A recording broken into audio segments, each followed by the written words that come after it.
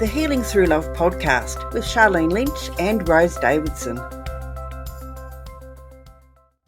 Are you in a relationship with someone who has an addiction? If you are, then this is the episode you need to listen to. Deanna Marie is going to walk her through our process of how you can build strong boundaries so that you can live the life that you want, a life filled with joy. Join me for this amazing podcast. See you soon. How does a person who's in a relationship with someone who's got particular challenges, whether it's alcohol or another addiction, because they're all just addictions. Look, it could be even porn as the addiction. They're all still addictions. How do you create these guidelines? To walk me through the process. Well, really, I mean, it's about, again, with the boundaries process, it's just like expressing to your partner is like what you will or will not accept. Staying in an addictive relationship, I'm not going to lie, for someone who is in it, it's very difficult to do. I mean, it's constant mindset work. If you truly want to be successful, not just white knuckle it and hope, and just, I'm going to just stay in this life because I need the financial, relief of my partner, or I don't want to move out of this house. You have to totally change your mindset about the situation. You have to release control over that person and realize that they're going to do what they're going to do. Welcome to another episode of Healing Through Love. Each week, we share ideas, experiences, and resources to increase the awareness of domestic and family violence and to empower survivors to grow and thrive. We talk with experts who share their advice, or with people who have experienced abuse, no matter where they are on their journey. This is all about healing through love. And now, here are your hosts, Charlene Lynch and Rose Davidson.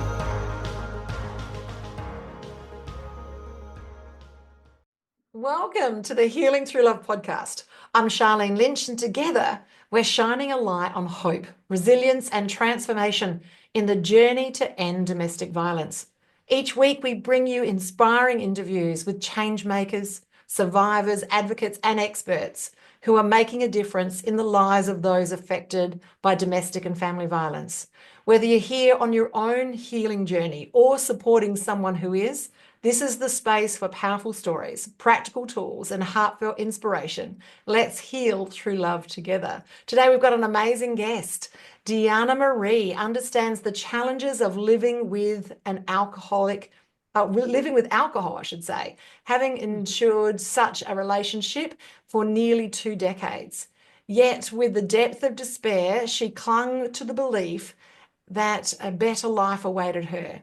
She ended up leaving the relationship, eventually met a man who would then become her next husband. But the road wasn't easy for her. She had to not just learn how to accept unconditionally this love, but also how to accept herself unconditionally. I'm excited today to dive into the conversation in and around alcohol, alcoholics, and how to set boundaries. Deanna, talk to me about this. What was it like 2 decades? Wow, I can't believe it's been 2 decades. It's actually been like 25 years now. But, in some instances, it feels like a lifetime ago. And in other instances, it just seems, when I talk to my clients, it just brings me right back to that moment. And it's a really frustrating place to be, because you truly see the good in this person. You're not in these relationships with them because they're a bad person. They're kind. My ex-husband was kind and funny and all those things, but they have this addiction, right? They just drink alcohol to kind of numb whatever is bothering them, their past traumas or whatever. And it's very frustrating to see this beautiful person hurting themselves and then also ended up hurting the family and not recognizing, the damage that they're causing to everyone. Deanna, this is a painful subject for me to dive into, as much of our audience knows. I was an alcoholic for 3 decades, and that culminated in the suicide of my beautiful baby boy. And now, nearly 10 years sober this August, like it's, for me, this is a challenging conversation to have a look at it from perspective of someone on the outside looking in. And so I've got my box of tissues just right here, just in case. I hear what you're saying, that you're in this relationship with people that have got these particular challenges, and they're numbing their own pain and their own trauma. Uh, how do you know how much to help and how not to help, and how do you know how to not step over the line? Like how could have the people around me while I was going through my challenge supported me differently so I could transition? Yeah, there's definitely a big difference between helping and enabling. Helping is really just saying, you know, I heard you're going to that meeting, or are you going to that meeting? But enabling is really just are you going? It's 10 of 7. The meeting's at 7. Are you going to go? I thought you were supposed to be there. I thought you were supposed to leave. I mean, it's just obsessing over their recovery. It's like you can offer to, like they say, lead a horse to water, but you can't make them drink. So it's like you can gently guide, but when you start like putting all your energy into them getting the help that they receive, then that's just enabling. And people are only going to change if they want to change. And so you need to take care of yourself and take a step back and reserve that so you can take care of you and give them the space to take care of themselves. I hear what you're saying. When I look back with clear eyes at how I behaved for those 3 decades, one of the things that really stood out is manipulation. Yeah. So, as an alcoholic, I noticed how I manipulated situations so I could get the alcohol that I thought I needed. And also things like manipulating the situation so I didn't have to be the person that drove, so that I could go to places and still drink more than my fill. And so, the manipulation, I'm going to go, and I'm not pointing my finger at everyone else in the world, but myself, hand on heart, was one of my biggest challenges. And even my closest friends never really said that to me, that I was manipulating the situation. And I'm guessing it's because I obviously did it really well, or they saw it and they didn't care. So how, from the other side, people who are in a relationship with somebody who is an alcoholic, how can they deal with this level of manipulation if that's the challenge that they're having? And do they need to deal with it? Do they need to say something? Or like, I don't know. What does it look like? Well, really, I mean, it goes back to boundaries too, manipulation. It's like really just expressing what you want from this relationship. And it's always like about what you want. Like I want you to um if I feel uncomfortable when you drink and drive. If I see that, I will take your keys away. So really, you need to set up boundaries so that everybody knows what the playing field is. Your partner knows what you're going to do if they misbehave, and then everyone just knows, the reactions that are going to happen after that. Um, so I lost my train of thought there, but that's when you have boundaries, it's really you're able to not be manipulated because you've already expressed what you will or will not accept in the relationship. And if you follow through on your boundaries, which is consequences, then you can't be manipulated because your partner already knows. I said it much better that way. Yeah, no, I hear what you're saying. I hear what you're saying. And, the sober me can hear all of this and get it. But, the one that drank for 3 decades, if I heard this, I would have responded differently. I would have, because I was cunning. Because Yeah. I was a drug and it was an addiction and I needed it, and just like all addicts, we manipulate the situation, and we're cunning about it. So even if someone has said something and done their boundaries, the more inebriated I would get, the less I'd even remember what it is that they'd say. And even if I did remember what they said, I would find a way to turn it around. So now I'm not saying I was gaslighting, but I would definitely like the not sober me and the sober me were two different people almost. Yeah, but that's a part of it too. It's like, yeah, of course, you're going to try to get your drug, and at that point in time, it was the alcohol. So you're going to do whatever, and you've said a couple of times, well, I'm kind of cunning about it.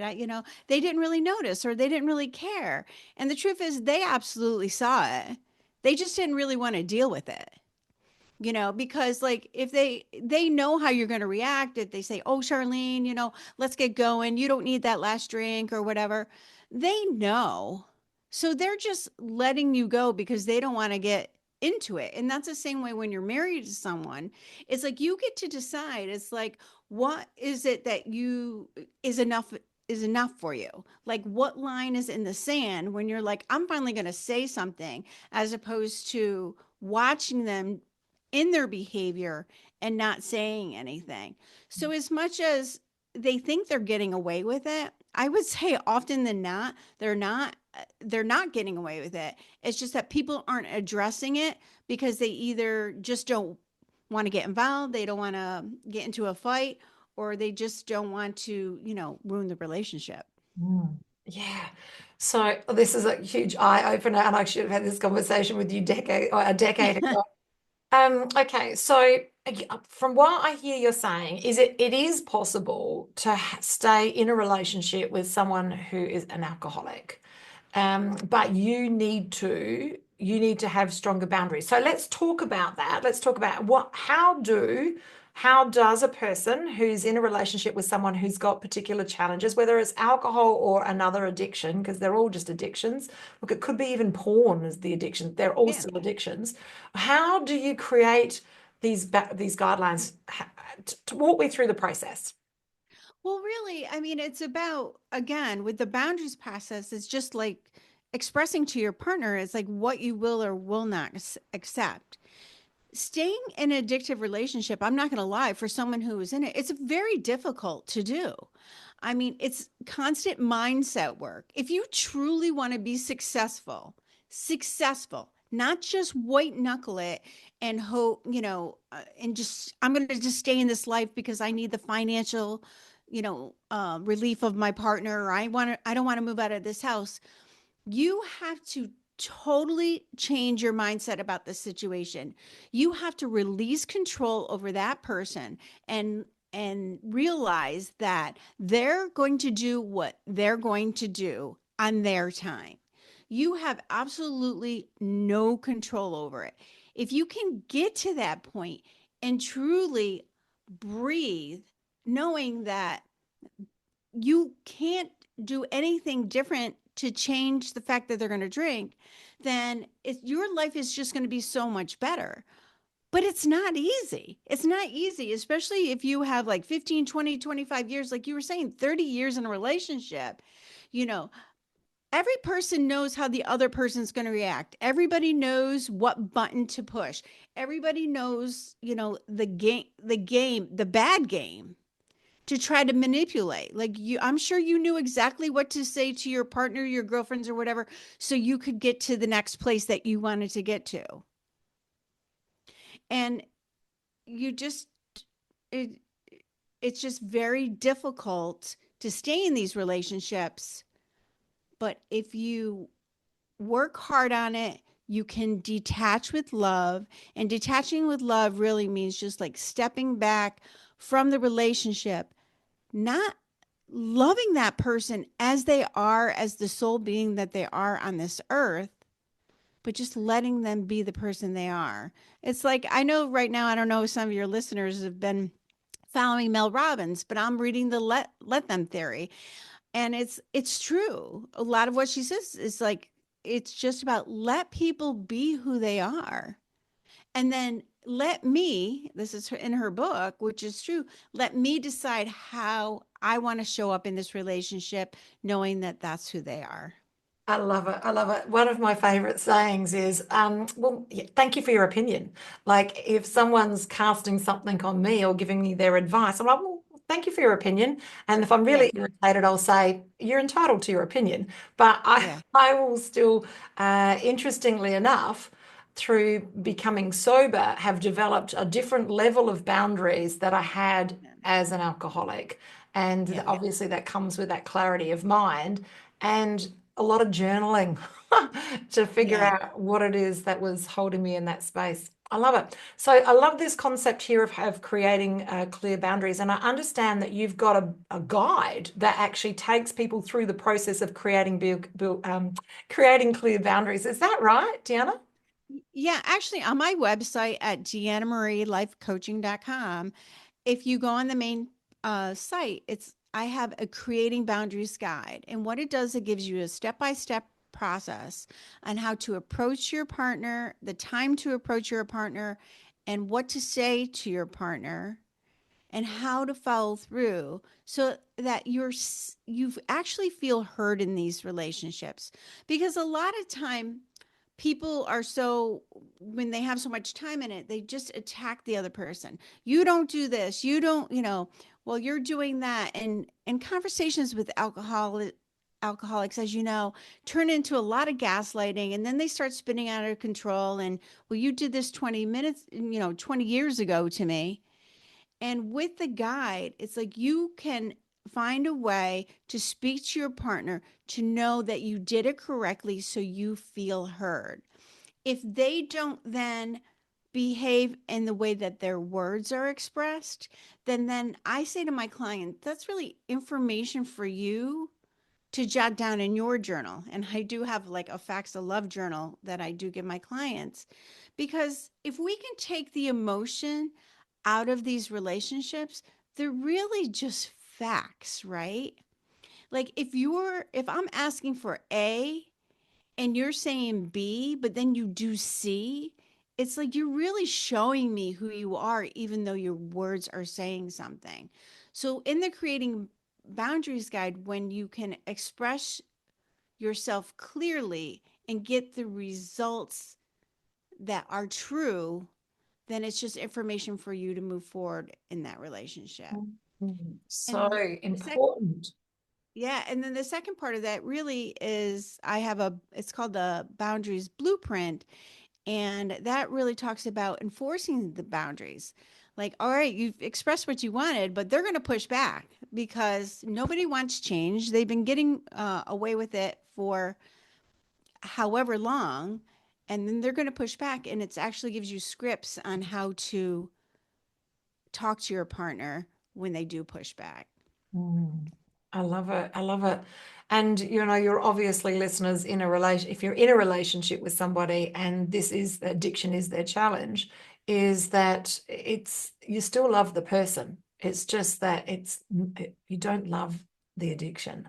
So yeah, I love this. So the guidelines that Deanna gives you help you stay in a relationship and support them, but also take care of yourself. And all of this information is on her website. We're going to put the links in the show notes and also the show descriptions as well. It's just been fantastic.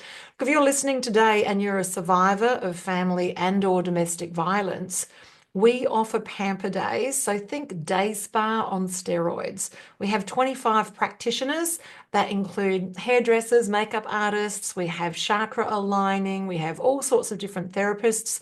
Join us for a day where you get to experience all of this for free, a day of healing. And if you're listening today, and these are all over the world, so reach out to Healing Through Love and we'll point you in the direction of the one that is closest to you.